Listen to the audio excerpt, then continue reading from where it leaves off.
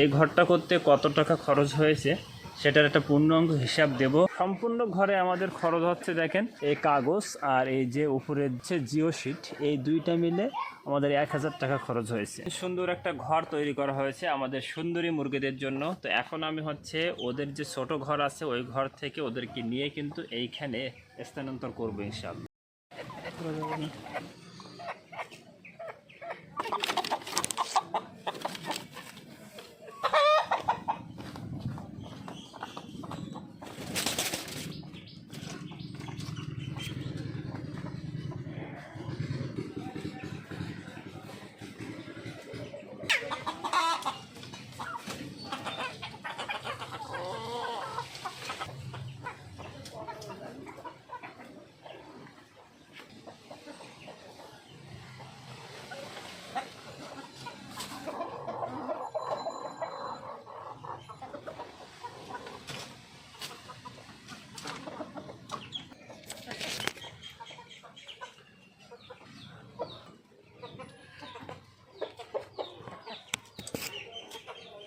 তো আলহামদুলিল্লাহ আমাদের সুন্দরী মুরগিদের জন্য সুন্দর একটা ঘর কিন্তু ফাইনালি তৈরি করতে পেরেছি। সেজন্য মহান আল্লাহ রাব্বুল আলামিনের দরবারে অশেষ শুকরিয়া।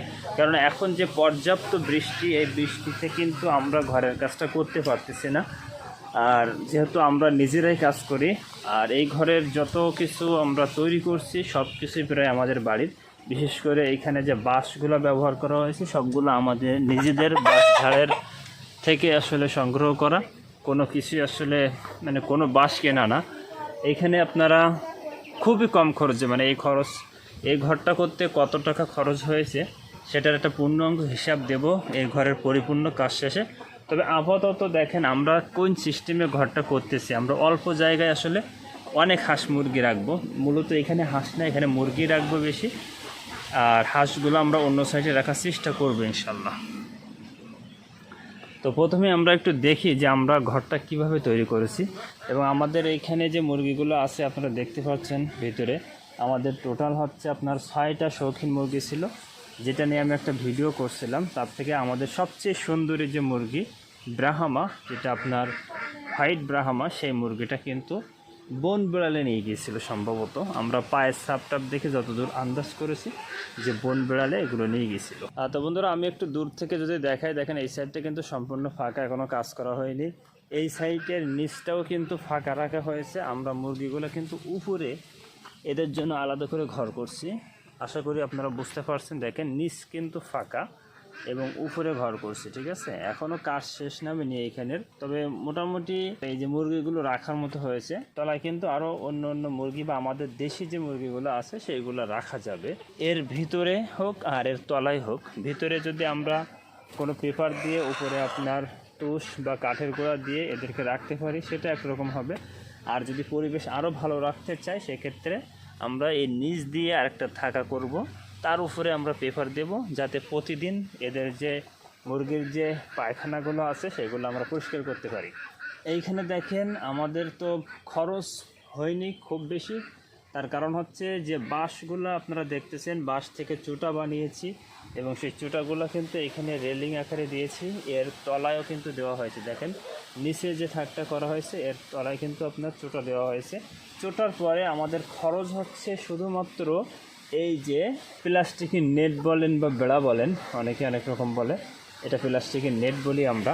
তো এই প্লাস্টিকের নেট কিনতে যে টাকা খরচ হয়েছে, এইখানে যে নেট লাগছে আনুমানিক আপনার 5 থেকে 600 টাকার নেট লাগছে। এগুলোর দাম কিন্তু বেশ ভালোই।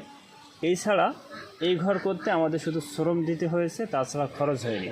আর সম্পূর্ণ ঘরে আমাদের খরচ হচ্ছে দেখেন, উপরে আমরা কিন্তু খুব সংক্ষেপে এইখানে আপনার এই কাগজ আর এই যে উপরের যে এটা কম্বল, এটার নাম মূলত হচ্ছে জিও শিট, এই দুইটা মিলে আমাদের 1000 টাকা খরচ হয়েছে। অর্থাৎ এখনও পর্যন্ত এই ঘরে আমাদের খরচ হচ্ছে 1500 টাকার মতো, অর্থাৎ 15 থেকে 1600-1700 টাকা, তার বেশি খরচ হয়নি।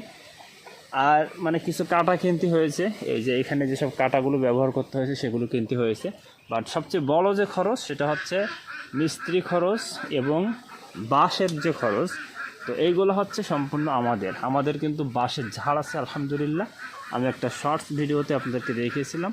আশা করি এই ভিডিওর স্ক্রিনে আপনারা দেখতে পাবেন যদি ওই ভিডিওটা খুঁজে পাই। বাসার ঝাড়টা অনেক দূরে, এখান থেকে অনেক দূরে বলতে কতটা 300-400 মিটার দূরে আমাদের পুরাতন বাড়ি।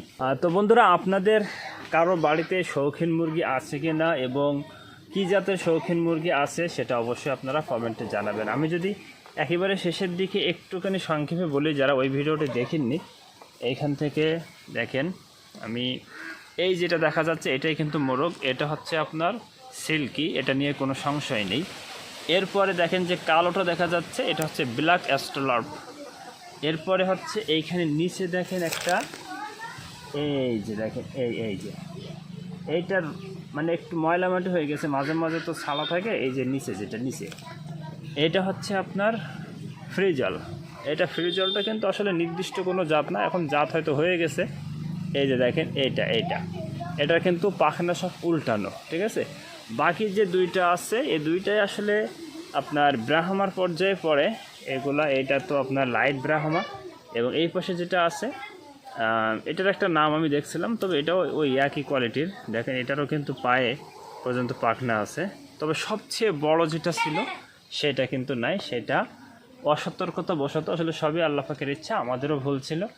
ওইটা হচ্ছে বনবিড়ালে রাত 3টার দিকে আসলে নিয়ে যায়, আমরা সাথে সাথে বুঝতে পারছিলাম, যে কারণে আল্লাহ পাকের ইচ্ছায় এই মুরগিগুলো কিন্তু আল্লাহ পাক এখনও রাখছে। হয়তো আমরা যদি বুঝতে না পারতাম সাথে সাথে মুরগির যে ঝটপট শব্দটা সেইটা যদি বুঝতে না পারতাম তাহলে হয়তো বা একটাও থাকতো না। যাক, আলহামদুলিল্লাহ এখন আমাদের কিন্তু 5টা মুরগি আছে, এবং এইখানে কিন্তু মিশ্র জাত হবে পরবর্তীতে। তার কারণ হচ্ছে আমাদের যে মোরগ সেটা হচ্ছে সিল্কি, এবং বাকিগুলো কিন্তু অন্য জাত, ব্রাহ্মা, আপনার ব্ল্যাক অ্যাস্ট্রোলার্প, এরপরে এটা হচ্ছে আপনার ফ্রিজাল। তো এই নামগুলো কিন্তু আমার যদি ভুল হয় আপনারা সংশোধন করে দেবেন ইনশাল্লাহ। তার কারণ হচ্ছে আমি কিন্তু এদের ছবি তুলে অনলাইন থেকে সংগ্রহ করে বা চ্যাটজিপিটির কাছে সহযোগিতা নিয়ে কিন্তু এদের নামগুলো খুঁজে বের করেছি। সাধারণত এখানে সিল্কি এবং ব্রাহ্মা এই দুইটাই আমরা জানি যে ছিল, কিন্তু নাইকলে আরও মিশ্র জাত আছে, এবং পরবর্তীতে যদি এখান থেকে বংশ বিস্তার হয় সেগুলোও কিন্তু মিশ্র জাত হবে। তবে সে অপেক্ষায় আমরা থাকব যে পরবর্তীতে যে জাতগুলো আসবে এখান থেকে, ডিম থেকে বাচ্চাগুলো আসবে, সেগুলো কীরকম হয় সেটা দেখার আমন্ত্রণ থাকলো। আল্লাহ পাক ততদিন পর্যন্ত আপনাদের এবং আমাকে হায়াতে বাঁচিয়ে রাখুক। আসসালামু আলাইকুম ওয়া রাহমাতুল্লাহ।